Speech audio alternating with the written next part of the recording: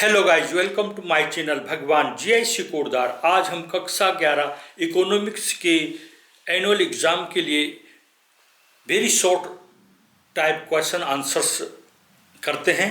पहला प्रश्न है, उपभोक्ता किसे कहते हैं? उत्तर, जब एक व्यक्ति अपनी आवश्यकता की प्रत्यक्ष संतुष्टि के लिए किसी वस्तु को खरीदता है तो वह उपभोक्ता कहलाता है। प्रश्न, विक्रेता किसे कहते हैं? उत्तर, जो व्यक्ति वस्तुओं को स्वयं के लाभ के लिए दूसरों को बेचता है तो वह विक्रेता कहलाता है। प्रश्न, उत्पादक किसे कहते हैं? उत्तर, उत्पादक वह व्यक्ति है जो अपने लाभ के लिए वस्तुओं का उत्पादन करता है। प्रश्न, सेवाधारी किसे कहते हैं? वह व्यक्ति जो नौकरी करता है अर्थात दूसरों के लिए कार्य करता है, जिसके लिए उसे पारिश्रमिक दिया जाता है, सेवाधारी कहलाता है। प्रश्न, आर्थिक क्रियाओं का अर्थ लिखिए। उत्तर, वे सभी क्रियाएं जो धन प्राप्त करने के लिए की जाती हैं आर्थिक क्रियाएं कहलाती हैं। प्रश्न, सेवा प्रदाता किसे कहते हैं? उत्तर, वे व्यक्ति जो भुगतान लेकर अन्य व्यक्तियों को सेवा प्रदान करते हैं, जैसे डॉक्टर, वकील, बैंकर, अध्यापक आदि सेवा प्रदाता कहलाते हैं। प्रश्न, अनुसूची से क्या आशय है? उत्तर, अनुसूची प्रश्नों की वह सूची है जिसे प्रगणकों द्वारा सूचकों से पूछताछ करके भरा जाता है। प्रश्न, समग्र से क्या आशय है? उत्तर, अनुसंधान क्षेत्र की संपूर्ण इकाइयां सामूहिक रूप से समग्र कहलाती हैं। प्रश्न, केंद्रीय सांख्यिकीय संगठन CSO का मुख्य कार्य क्या है? उत्तर, राष्ट्रीय आय के आंकड़ों का संकलन करना एवं उन्हें प्रकाशित करना। प्रश्न, संगणना अनुसंधान किसे कहते हैं? उत्तर, जब अनुसंधान के विषय में संबंधित समग्र या समूह की प्रत्येक इकाई का अध्ययन किया जाता है तो वह संगणना अनुसंधान कहलाएगा। प्रश्नावली व अनुसूची में अंतर बताइए। उत्तर, प्रश्नावली में प्रश्नों के उत्तर सूचकों द्वारा स्वयं दिए जाते हैं। इसके विपरीत अनुसूची में प्रश्नों की सूची के प्रगणकों द्वारा सूचकों से सूचना प्राप्त करके भरा जाता है। प्रश्न, विस्तार यानी रेंज किसे कहते हैं? उत्तर, किसी श्रेणी के सबसे बड़े मूल्य L और सबसे छोटे मूल्य S के अंतर को विस्तार यानी रेंज कहते हैं। प्रश्न, विस्तार गुणांक कोएफिशिएंट ऑफ रेंज क्या है? उत्तर, विस्तार गुणांक श्रेणी के सबसे बड़े मूल्य और सबसे छोटे मूल्य के अंतर तथा इनके योग का अनुपात है। प्रश्न, सूचकांक क्या है? उत्तर, सूचकांक संबंधित चरों के समूह के परिमाण में परिवर्तनों को मापने की एक सांख्यिकीय विधि है। प्रश्न, सूचकांकों को किस रूप में व्यक्त किया जाता है? उत्तर, सूचकांकों को प्रतिशत के रूप में व्यक्त किया जाता है।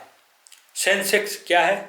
उत्तर, सेंसेक्स वह सूचक है जो कि भारतीय स्टॉक बाजार में होने वाले परिवर्तनों को दर्शाता है। इसका आधार वर्ष 1978-79 है। जमींदारी प्रथा के विपक्ष में दो तर्क दीजिए। उत्तर, मध्यस्थों की संख्या में इससे वृद्धि हुई। दूसरा, लगान व शोषण की वृद्धि हुई। हिल्टन यंग कमीशन की मुख्य सिफारिशें क्या थी? उत्तर, हिल्टन यंग कमीशन की मुख्य सिफारिशें थी, नंबर 1, देश में स्वर्ण धातुमान की स्थापना की जाए। दूसरा, रुपये की विनिमय दर 1 शिलिंग 6 पेंस निर्धारित की जाए। प्रश्न, न्यूनतम समर्थन मूल्य से क्या आशय है? उत्तर, न्यूनतम समर्थन मूल्य से आशय यानी मतलब है सरकार द्वारा ऐसे आश्वासन से है कि यदि खुले बाजार में मूल्य कम भी हो जाए तो सरकार न्यूनतम मूल्य पर इसका क्रय करने की व्यवस्था करेगी। ब्रिटिश काल में भारतीय शिल्प उद्योगों के पतन के 2 कारण बताइए। उत्तर, राज दरबारों की समाप्ति होने पर इन उद्योगों का संरक्षण मिलना बंद हो गया इनको। दूसरा, पाश्चात्य प्रभाव के फलस्वरूप रुचि एवं फैशन में परिवर्तन के कारण इनके प्रति जनरुचि कम हो गई। प्रश्न, द्वितीय विश्व युद्ध का भारतीय उद्योगों पर क्या प्रभाव पड़ा? उत्तर मुद्रा प्रसार के कारण मूल्यों में तेजी से वृद्धि हुई, सामान्य उपभोक्ता वस्तुओं का अभाव हो गया और आधारभूत उद्योगों की उपेक्षा हुई। प्रश्न रियायतवाड़ी प्रथा के दो दोष बताइए। उत्तर लगान का निर्धारण मनमाने एवं पक्षपातपूर्ण ढंग से किया गया। दूसरा, लगान वृद्धि ने भू सुधार कार्यक्रमों में बाधा डाली।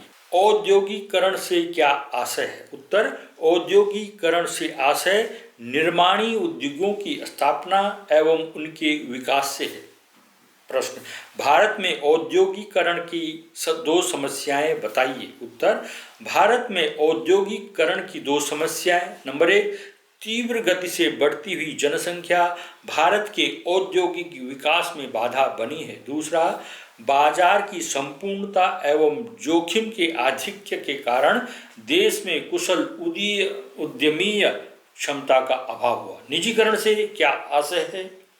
उत्तर निजीकरण एक ऐसी प्रक्रिया है जिसके द्वारा सार्वजनिक उपक्रमों के स्वामित्व एवं प्रबंध को निजी स्वामित्व प्रबंध एवं संचालन में अंतरित किया जाता है। विनिवेश से क्या आशय है। उत्तर किसी सार्वजनिक क्षेत्र के उद्यमों द्वारा जनसामान्य को इक्विटी की बिक्री के माध्यम से निजीकरण को विनिवेश कहा जाता है। प्रश्न विनिवेश के क्या उद्देश्य थे। नंबर 1 वित्तीय अनुशासन एवं आधुनिकीकरण। दूसरा, निजी पूंजी और प्रबंध क्षमताओं का उपयोग। प्रश्न वैश्वीकरण से क्या आशय है। उत्तर वैश्वीकरण उदारीकरण का एक विस्तृत रूप है। इसका मुख्य क्षेत्र राष्ट्रीय अर्थव्यवस्था और शेष विश्व के मध्य नियंत्रण व प्रतिबंध रहित संबंधों का विकास है। प्रश्न सन 1951 में साक्षरता दर क्या थी भारत की। उत्तर सन 1951 में साक्षरता दर 16.67, पुरुष की 24.95 और स्त्री की 7.93 थी। प्रश्न सन 2011 में साक्षरता दर क्या थी। 2011 में साक्षरता दर 74.04, पुरुषों की 82.14 और स्त्रियों की 65.46 थी। प्राकृतिक गैस का प्रयोग किस रूप में होता है, इसके भंडार कहाँ हैं।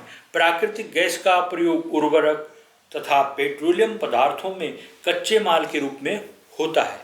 इसके मुख्य भंडार मुंबई, गुजरात, त्रिपुरा, आंध्र प्रदेश तथा राजस्थान में है। प्रश्न भारत में आणविक शक्ति स्टेशन के कुछ प्रमुख स्थान बताइए। उत्तर भारत में आणविक शक्ति स्टेशन के कुछ प्रमुख स्थान हैं। मुंबई के पास तारापुर, कोटा राजस्थान में राणा प्रताप सागर बांध। तीसरा, चेन्नई तमिलनाडु के समीप कलपक्कम में और बुलंदशहर उत्तर प्रदेश के पास नरोरा में। किन्हीं दो क्षेत्रीय एवं वैश्विक समूह के नाम बताइए। उत्तर क्षेत्रीय एवं वैश्विक समूह है, एक सार्क, दूसरा आसियान। प्रश्न ग्रेट लीप फॉरवर्ड क्या है। ग्रेट लीप फॉरवर्ड 1958 ईस्वी में चलाया गया चीन का एक मुख्य अभियान था, जिसका मुख्य बिंदु देश के औद्योगिकरण को उच्च पैमाने पर ले जाना था। प्रश्न कम्यून क्या था। उत्तर कम्यून एक ऐसी पद्धति थी जिसके अंतर्गत ग्रामीण क्षेत्रों में लोग सामूहिक रूप से खेती करते थे। 1958 ईस्वी में लगभग 26,000 कम्यून थे। प्रश्न GLF अभियान में कौन कौन सी प्रमुख समस्याएं आई। उत्तर GLF अभियान में दो प्रमुख समस्याएं सामने आई। नंबर 1 भयंकर सूखा और दूसरा रूस और चीन के मध्य संघर्ष। Thank you.